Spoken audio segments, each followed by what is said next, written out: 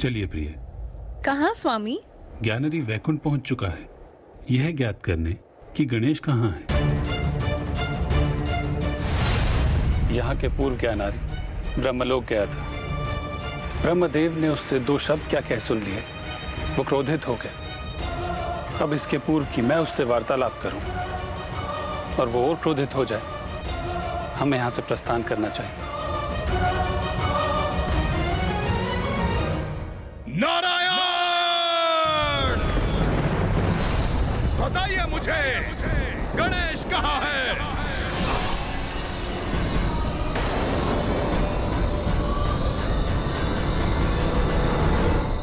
पुत्र सुबोध, आज से तुम्हारा शिक्षण प्रारंभ होगा, किंतु उसके पूर्व तुम्हें स्वयं को प्रमाणित करना होगा कि तुम उसके योग्य हो।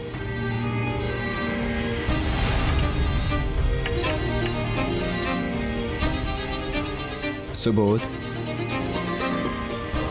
गुरुवर, ये प्रवचन मुझे अरुचिकर प्रतीत होता है। इनमें मेरा ध्यान नहीं लगता। तो तुम्हारी रुचि किसमें? मुझे तो युद्ध करना बहुत भाता है। मैं इन सभी बालकों को युद्ध में बड़ी सरलता से परास्त कर सकता हूँ। अच्छा, तब तो हमें वही करना चाहिए जिसमें तुम्हारी रुचि है ना? हाँ।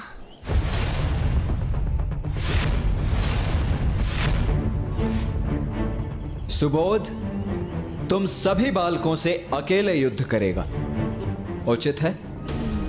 तुम सभी अपने अपने अस्त्र अपने हाथों में धारण कर लो।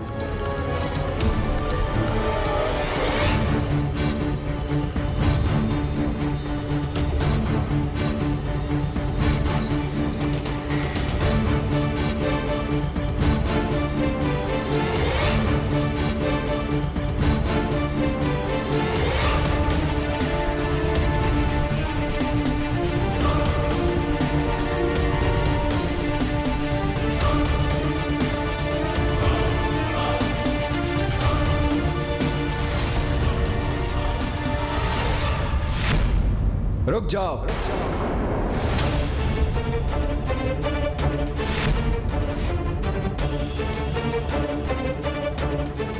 सुबोध, तुम आज काठ के खड़क से ही युद्ध करोगे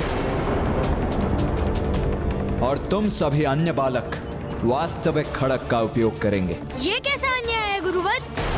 मैं युवराज हूँ और मैं वास्तविक खड़क का प्रयोग करता हूँ। मेरे गुरुकुल में तुम युवराज नहीं, मात्र मेरे शिष्य हो। और वैसे भी यह तो तुम्हारा ही कथन था ना कि तुम्हें युद्ध करना भाता है। तो क्या हुआ? यदि इतने ही पराक्रमी वीर हो तो काट के ही खड़क से युद्ध करो इनसे। काट का खड़क है तो क्या हुआ? मैं तो इसी खड़क से इन सभी को धूल चटा दूंगा।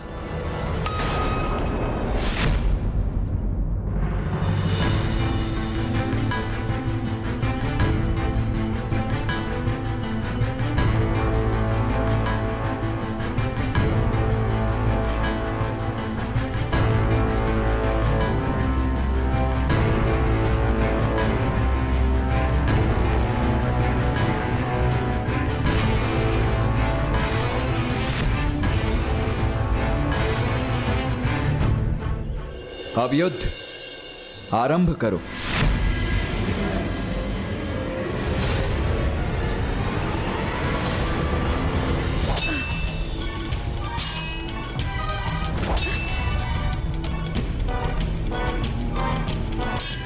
बालकों, स्वयं को रोको मत, वार करो, युद्ध करो।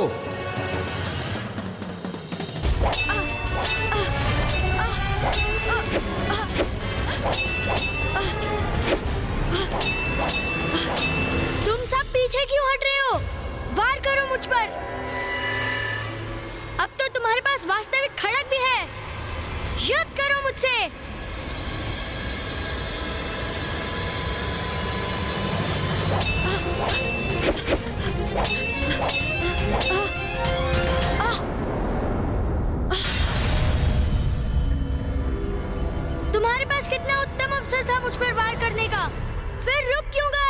कहीं आप आहत ना हो जाएं। किंतु मैं तो तुम पर वार कर रहा हूँ, निरंतर तुम्हें आहत कर रहा हूँ। और आज से पूर्व भी जब भी हमने युद्ध का अभ्यास किया है तो मैंने तुम्हें वास्तविक खड़ग से आहत किया। हम नहीं चाहते थे हमारी वजह से आपको चोट पहुंचे, इसलिए हमने कभी आप पर वार नहीं किया। अर्थात मैं कल तक जो इनके साथ कर रहा था वो अन्याय था, स्वार्थपूर्ण अन्याय, वो भी उनके साथ जो मुझे तनिक भी अहित होने नहीं दे सकते हैं।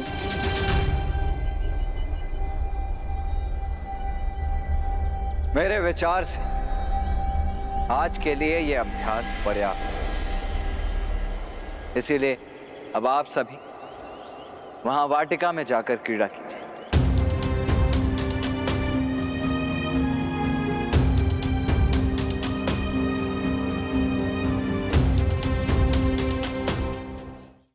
क्या हुआ पुत्र सुबोध, ऐसे स्तब्ध क्यों खड़े हो?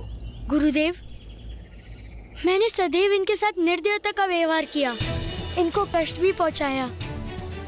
आज जब इनके पास मुझ पर वार करने का अवसर था, मेरे द्वारा इनको पहुंचाए गए कष्ट का प्रतिशोध लेने का अवसर था, तो इन्होंने अपने आप को रोक लिया। किंतु क्यों गुरुदेव, उन्होंने ऐसा क्यों किया?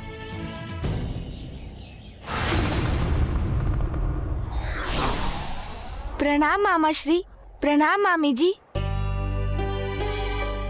लो पुत्र गणेश, हम भी वैकुंठ से यहाँ आ गए। अब बताओ क्या करना है? मामा जी, मुझे विश्वास है अब ज्ञानारी स्वर्ग लोक जाएगा। देवताओं से मेरे बारे में प्रश्न करेगा। कदाचित वो क्रोधवश उन पर आक्रमण भी कर दे और देवता उसके प्रति उत्तर में उससे युद्ध करेंगे। किंतु यही तो नहीं चाहते हो पुत्र गणेश तुम, कि देवताओं में और असुरों के मध्य एक बार और युद्ध हो? हाँ फूफा जी, इसीलिए तो मुझे अभी इसी क्षण देवराज इंद्र के पास जाकर इस विषय में चर्चा करनी होगी। मुझे तत्काल देवराज इंद्र और अन्य देवताओं को जाकर ये समझाना होगा कि हिंसा का प्रत्युत्तर हिंसा से नहीं अपितु प्रेम और स्नेह से दिया जाना चाहिए, तभी मेरी युक्ति सफल होगी।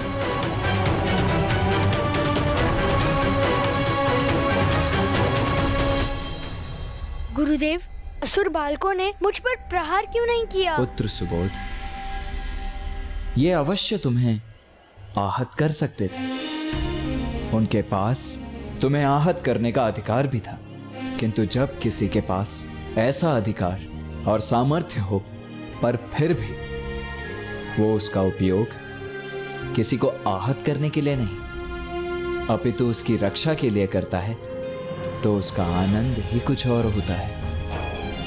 हिंसा प्रति हिंसा का भाव हमें आनंदित नहीं करता सुबोध, वो तो परस्पर प्रेम ही है जिससे हम आनंदित होते हैं। अब तुम अपने अहंकार से रिक्त हो चुके हो बालक सुबोध, और मेरे शिष्य बनने के लिए तैयार भी हो चुके हो।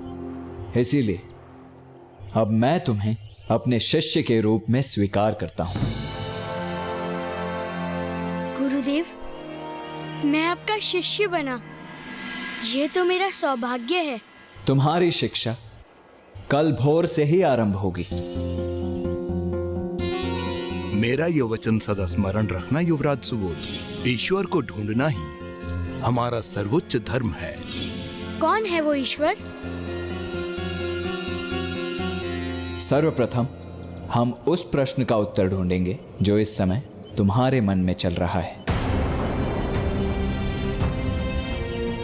ये आपको कैसे ज्ञात है कि मेरे मन में एक प्रश्न उठा है? इसकी चर्चा भी हम कल भोर में ही करेंगे।